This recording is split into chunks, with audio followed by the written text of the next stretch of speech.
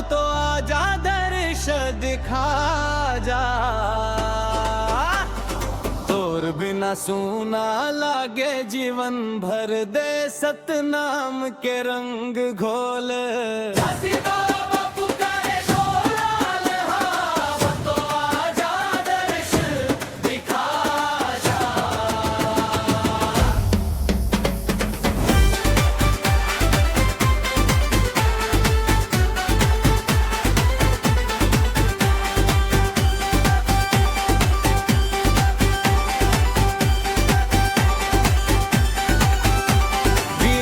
पूरी धाम के महिमा भारी, जगमगूंजे तोर जयकारी। सत्य अहिंसा के दीप जलाए, अंधियारा में रोशनी बरसाए।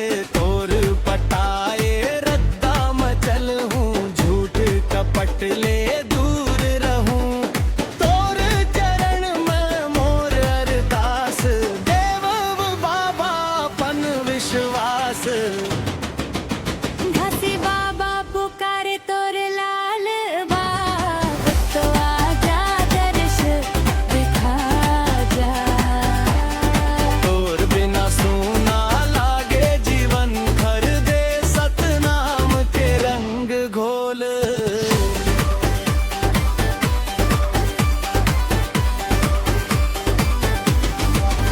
सफेद जैत खाम लहराए रे, सतनाम के संदेश सुनाए रे। ऊंच नीच के भेद मिटाए, सब लायक समान बताए।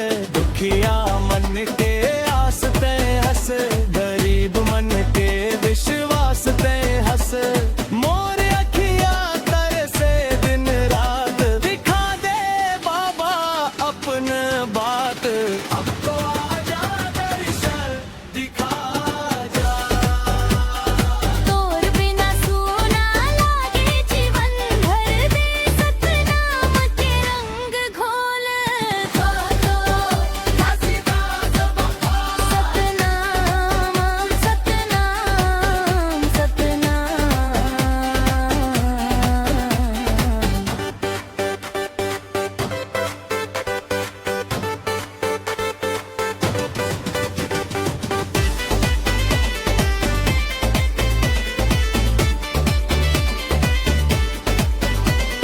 तोर अमृत बानी गूंजत है, हर मन के मन छुवत है।